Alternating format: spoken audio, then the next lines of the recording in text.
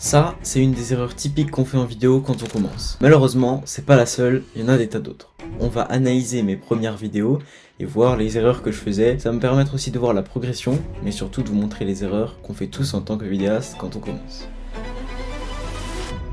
Donc on se retrouve sur la chaîne et on va aller sur les vidéos les plus anciennes parce que on va pouvoir voir déjà les plus récentes, anciennes entre guillemets, parce que les autres sont sur une autre chaîne en non répertorié qu'on va aller voir tout à l'heure. Donc ça c'est une vidéo que j'ai fait il y a un an à Noël pour tester cet objectif qui est un 24-105, super objectif, on en parlera peut-être dans une vidéo. En bref, ça fait un petit moment maintenant, même si c'est pas si ancien que ça, on va analyser ça ensemble. Donc déjà là il y a un premier problème directement dès le début de la vidéo, euh, le plan tout simplement.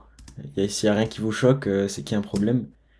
Donc en gros, là, le but voulu, c'est de faire un plan en partant du haut qui monte, comme ça, avec une trajectoire comme ça. La trajectoire est pas nette. Je suis pas dans le bon mode, je suis en mode PF. Du coup, le stabilisateur, il a des axes qui sont trop déverrouillés. Là, il faudrait un mode F, ou L, pardon.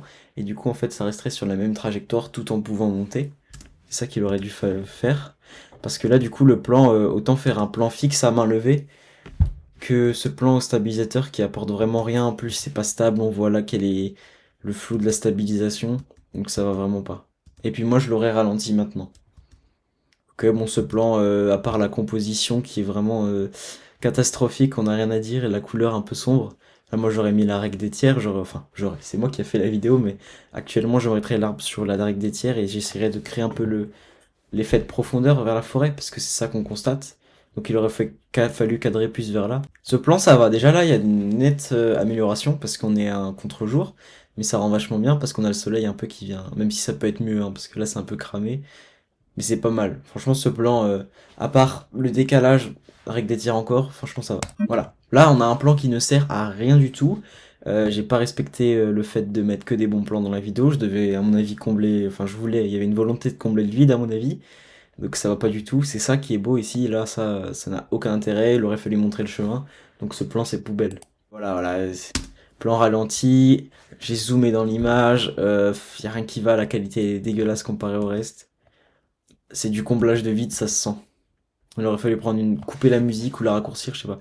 Ce plan, il est bien, mais c'est cramé. Je sais pas si on a vu de la colo. Et moi, j'aurais fait plusieurs de haut. Après, j'ai pas encore de grand angle. Donc, un peu excusé. Niveau du stab, c'est bien. Le mouvement est bon. Voilà, il y a un plan qui sert à rien avec une volonté de dolly zoom, mais ça marche pas. La couleur bleue, enfin, ça va vraiment pas. On va s'arrêter là pour cette vidéo. Bon, c'est le bordel, mais en gros, ce qu'il faut retenir déjà de celle-là, les erreurs importantes à ne pas faire, c'est les plans au stabilisateur. Quand vous ne maîtrisez pas, ça sert à rien. Là, c'est pas grave, c'est une vidéo pour moi parce que je me suis entraîné.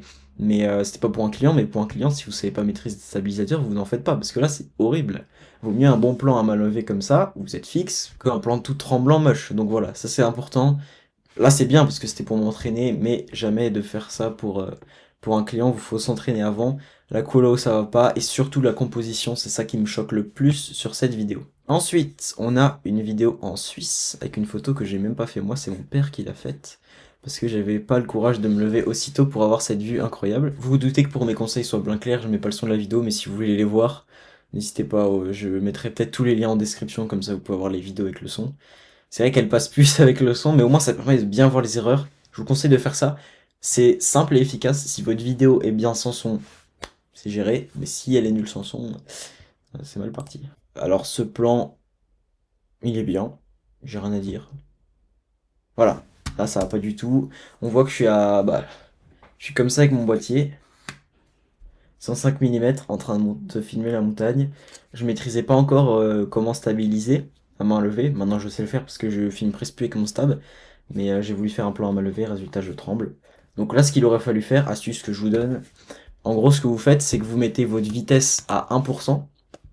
Ça marche que s'il n'y a pas de vent, hein, parce que sinon ça se voit que ça bouge pas.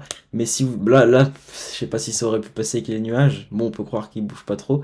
Mais s'il y a un plan avant où les nuages bougent, c'est mort. Mais en tout cas, vous mettez un 1 ou 2%, et vous mettez un flux optique, et vous restez là, et vous mettez un zoom dedans. Du coup, ça fait plan fixe au trépied, et ça passe. Mais jamais faire avec une photo. Mais cette technique, j'utilise quand c'est vraiment trop bordélique. Genre là, typiquement, j'aurais coupé un moment où c'est le plus net, hop, vitesse 1, et je fais un petit zoom dedans. Ce plan, il est pas trop mal, mais on voit qu'il y a des problèmes de focus. L'appareil, il sait pas trop le faire, là. Il aurait fallu bloquer la mise au point là, parce que là, on sait pas trop regarder. Je crois que qu'il est fait là, le point. Bon, ça va, ce plan est pas trop dégueu. Là, il y a une volonté de faire un truc un peu stylé avec le changement de mise à point. C'est pas mal, mais c'est trop lent, c'est pas maîtrisé. Et puis le faire avec la bague de focus, c'était peut-être un peu ambitieux. J'aurais dû le faire avec le cerveau focus, juste en appuyant comme ça aurait été mieux. Voilà, là, bon, ce plan, il est pas mal en vrai, à part la stabilisation, mais bon. Celui-là, alors, ouais, celui-là, il y a beaucoup de choses à dire. Que ce soit l'exposition, que ce soit le mouvement. En fait, j'ai essayé de faire un mouvement de fou comme au drone, alors que bah, il fallait marcher, donc je courais avec des raquettes, genre, un bordel. Celui-là, il est bien. Peut-être que le placement est pas bon. Moi, j'aurais mis le soleil ici sur sur les intersections d'axes. Ça aurait été beaucoup mieux. Ouais, pareil, ce plan, ça va. Celui-là, du nouveau le focus qui va pas. Il y a la volonté de faire le changement, mais c'est pas maîtrisé. Ça va pas du tout. Bon, pour cette vidéo, on va s'arrêter là. Comme dit, n'hésitez pas si vous voulez, elles sont en description. Mais là, c'est surtout sur la mise au point et sur, encore une fois, la qualité des plans au stabilisateur que je trouve que c'est déplorable. Alors, sur cette chaîne, il y a la vidéo du Canard Ner 50 qui a fait 12 000 vues. Ça, c'est génial. C'est pour ça que je l'ai gardé. Quel dommage de pas l'avoir mis sur la mienne. Franchement, je suis dégoûté. Mais bon, c'est comme ça. Full main levée avec la sangle. Ce plan, il sert à rien, il est trop rapide, il est pas stabilisé, pas ralenti en post-prod. C'est filmé en automatique, ça se voit. Bah là, le changement de mise au point ne s'effectue pas, donc ça va pas du tout. Non, là pareil, là c'est... En vrai, vous voyez, là j'ai fait avec une sangle à main levée, c'est mieux que les plans en stabilisateur de tout à l'heure, hein.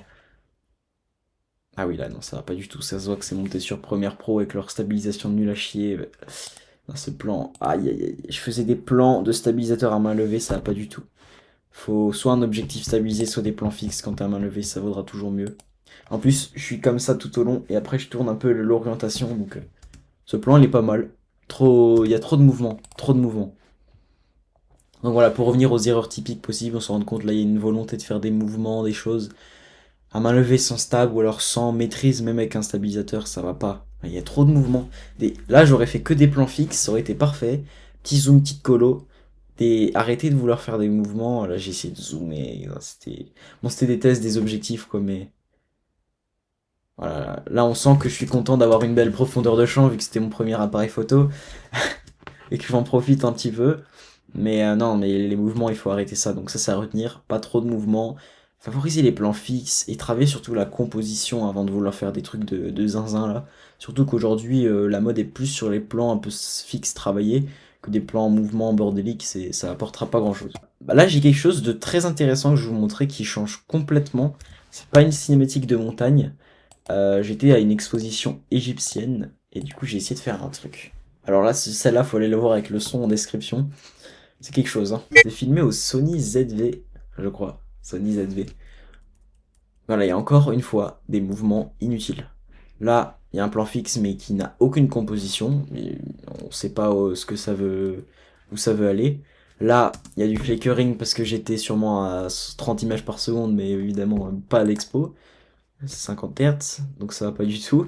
Ça c'est important, hein. Quand vous êtes en intérieur, vous mettez pas en 30 ou 60 images, hein, parce qu'en France, on a les lumières qui sont à 50 Hz, donc ça va vous faire ces très moches là comme on vient de voir. Donc en France c'est bien 25. En extérieur vous pouvez vous faire plaisir, hein, parce que voilà, mais en intérieur. Et alors si vous faites un projet extérieur-intérieur, vous faites tout même image par seconde, hein, vous faites pas, sinon on va se trouver avec des problèmes. Enfin je veux dire, avec avec les mêmes divisibilités d'images par seconde, donc 25, 50. 100. Voilà, il y a des mouvements, du flickering partout, en voiture, voilà. En fait, c'est une tata qui a filmé avec son iPhone 2, quoi. C'est ça la vidéo, clairement. On voit qu'il y a du potentiel, mais c'est ça qu'il faut retenir de toutes les vidéos que je vous montre là, et que pour vous aussi, pour les conseils, il faut travailler la composition, faut pas vouloir faire des mouvements parce qu'on se dit que c'est cinématique. Faut juste travailler sa composition, filmer des petits détails. En fait, il faut aller vers la simplicité, mais en même temps le côté complexe pour avoir des bons plans. Voilà, là j'essaie de faire un truc stylé, mais ça se fait avec une caméra peut-être d'action, quelque chose comme ça.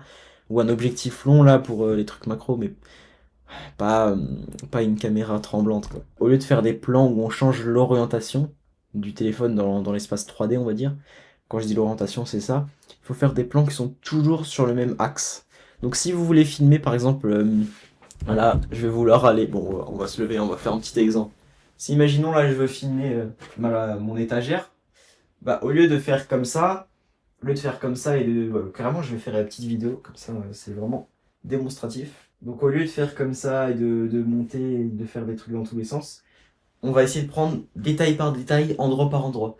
Donc on va par exemple faire un premier plan ici, comme ça. Après on va se mettre ici, on va pouvoir filmer les figurines de plus proche, comme ça. Tac. Bon, je fais vite fait hein, pour expliquer, mais vous comprenez. Et les mangas, et puis après on va faire un plan fixe. Je sais pas si on voit encore, où on se met là, on voit toute l'étagère. Là je filme rapidement. Mais en gros, il faut prendre les petits détails. Là, on peut faire prise de la macro avec la fausse plante, comme ça. Après, on peut faire des plans stylés, mais il faut maîtriser, être sûr de maîtriser. Mais donc, au lieu de juste, hop, on prend son téléphone, on fait un mouvement, un seul, on fait plein de petits mouvements, pas, de tous les côtés, et qu'après, on assemble. Et du coup, en fait, ça permet d'avoir une vidéo stylée. Bon, je vais me rasseoir parce que le cadrage là. Maintenant, on va retourner sur les tréfonds de ma chaîne YouTube et aller voir la première cinématique que j'ai fait ever. Ce qui a fait que aujourd'hui j'ai des clients, que je suis lancé, que j'ai une entreprise de vidéo avec Martin. C'est cette vidéo. Il va falloir remonter très loin. Déjà, je m'appelais Fox à l'époque. Le texte. Déjà, c'est monté sur CapCut PC, sur un Windows. Des enfers. Crois-moi que c'était compliqué. J'ai filmé avec... Bon, carrément, je l'ai dans le décor tellement c'est une relique. Ce bon vieux Canon des tréfonds de la technologie, frérot. Il est... il est fou. Je crois qu'il marche plus, malheureusement. Mais il m'a accompagné, j'ai fait des beaux petits clichés avec. Déjà, encore une fois, encore, c'est les mêmes conseils, mais c'est ça qui est bien. Je suis quand même pas fou. Trop de mouvements voulus alors que ça ne sert à rien. Bon, la qualité, on va pas la critiquer, ça j'y pouvais rien. Ce plan, ça va. Voilà. Là, par exemple, super conseil à prendre. Si vous filmez un sujet, au lieu de vous mettre au-dessus, ça casse toutes les perspectives, ça donne un côté très amateur. Je me serais mis à la hauteur du poulet, enfin du coq, et ça aurait rendu 10 fois mieux, vraiment. Que même, on va faire l'exemple avec mon objectif. Si votre plan de haut, il est parmi plein d'autres plans, ça va. Mais s'il y a que ça va pas du tout. Donc là, par exemple, tac, j'ai mon plan de l'objectif, ça fait pas très professionnel, même si ça va, vu que j'ai un bon éclairage. Mais si maintenant je viens me mettre comme ça, que je recule, et que je viens faire des plans plus comme ça, tout de suite on a un côté beaucoup plus professionnel. Et en fait, c'est surtout avec les sujets vivants que c'est comme ça. Si vous prenez même en photo un chien en photo, vous n'allez pas vous mettre au-dessus, vous mettre à la hauteur. C'est ça qui donne un côté plus professionnel, mais même avec une caméra de merde. Voilà, encore un mouvement qui sert à rien. Je me serais mis loin, on aurait vu la porte, j'aurais fait un léger zoom, fin, fini, simple. Bon, les textes, si vous maîtrisez pas le montage, lâchez ça. En fait, le truc, c'est que j'étais matrixé par le fait de faire des mouvements, mais, pardon, mais c'est pas stable, c'est pas stabilisé, ça va pas, quoi. On sent la volonté de mouvement et tout, mais là, voilà, ce plan, il est bien. Pourquoi? Parce que je suis proche, ça crée une profondeur de champ, même s'il y en a presque pas sur cet appareil. Bon, c'est con, il y a la crotte d'oiseau, mais au moins, il y a vraiment... Ce plan, il est bien, c'est le meilleur de la vidéo, dans mes souvenirs. Oui, il n'y a que des mouvements. En fait, franchement, quand vous débutez, restez-en à la composition. Imaginez que votre vidéo, c'est un enchaînement de photos avec du mouvement. Donc par exemple, vous allez filmer la ville, hop, on se cale, on attend que des gens passent et tout, ça rendra mieux. Que de venir faire des mouvements des enfers là, quand on maîtrise pas. Les mouvements, on peut en mettre, mais pas trop, franchement. Ça, c'est à retenir. Ça, c'est la première vidéo que j'ai faite. Comme dit, on va pas la regarder en détail. Je mets tout en description hein, s'il y a des curieux. Ça me prend du temps pour que personne ait regardé, mais bon, c'est pas grave. Donc là, j'étais en vacances, enfin j'étais en week-end pour une course de vélo concernant ma famille. Donc je me suis dit, on va se faire une petite vidéo. Le titre, bah on sent que j'ai mis un truc Megève Combloux leur course. Parce qu'il y avait plusieurs trucs et que je voulais faire un micmac de vidéo, sûrement que j'avais pas assez de plans. Ça doit être quelque chose comme ça. C'est filmé, il me semble, au Samsung A22. Donc voilà, rien que là, le plan est pas mal, mais je bouge. Il faut arrêter. Et même, non, franchement, là c'est déjà mieux parce qu'il y a un travail de composition qui est fait, qui est mieux que les plans. Alors là, le balayage, non. Tout simplement, on fait pas ça, c'est horrible. Comme dit, on fait plusieurs valeurs de plan. Alors oui, les cyclistes courent. Sûrement que je voulais filmer quelqu'un de ma famille. Mais si c'est pas le cas, et qu'on s'en fout de qui est filmé ou pas, vous faites un plan large, après vous faites un plan serré, des casques qui passent. Enfin, vous variez vos valeurs de plan et vous faites pas des balayages comme des amateurs, quoi. En plus, il y a des à-coups, là, il y a un fondu. Alors, les fondus, on oublie, c'est ignoble. Depuis 2010, on arrête ça. Là, la composition, il aurait fallu se mettre un peu plus bas et pour pouvoir voir ici et avoir la netteté là-dessus. Même si sur un téléphone, je sais pas si c'est possible. Alors, alors là, je ne comprends pas ce plan. Alors, je vois bien qu'il y a le gars qui passe, qu'on veut faire un petit plan stylé, mais alors tu prends juste un tout petit espace comme ça, et tu le mets flou, et tu mets le mec qui passe net. Et alors, ça crée un peu de premier plan, ça peut être bien. Mais là, et en plus, on voit que j'appuie sur couper et que je remonte. Ça aussi, faites bien attention, vous coupez le début et la fin de la vidéo et ralentissez tous vos plans. Je sais que c'est bateau de dire ralentissez et qu'on dit de plus faire ça, mais quand on débute, ça marche. Voilà, il y a le tour autour, ça va pas, il y a les à-coups. Mais je laisse la fin des plans quand il faut couper. C'est un truc de malade. On sent que j'ai pas assez de plans, que j'essaie de remplir des vides. Alors que cette vidéo, j'aurais pu faire une vidéo de 30 secondes avec que les bons plans. Elle aurait été 100 fois mieux. On a du nouveau le balayage panoramique là, ignoble que je disais tout à l'heure. Encore une fois. Ouais, ça c'est à retenir, faut arrêter les mouvements. Arrêter les mouvements. Ce plan il est bien, mais il aurait dû être comme ça, simplement. Et limite un peu plus longtemps et qu'on accélère les nuages, enfin fixe. Au début, faut pas forcément acheter beaucoup de matos, un trépied, la cam, ça suffit, vous pouvez faire des super images. Si vous êtes bon en composition, ça suffira. J'espère que ça vous aura plu. Il y en a encore des tonnes que j'ai analysées, donc si ça vous plaît, n'hésitez pas à me le dire dans les commentaires, à me le faire savoir. Ça fait toujours plaisir. N'hésitez pas à soutenir la chaîne aussi si ce genre de contenu vous plaît. Et puis voilà, j'espère que ça vous aura aidé mes petits conseils. Donc si on devait faire un petit peu un résumé, on favorise les plans fixes, on évite les mouvements, on change la valeur des plans et surtout on travaille la composition et pour ça je sortirai sûrement une vidéo. Mais disons qu'il faut au moins respecter la règle des tiers, c'est la base. Voilà, j'espère que ça vous aura plu, on se retrouve bientôt. C'était Adam, ciao.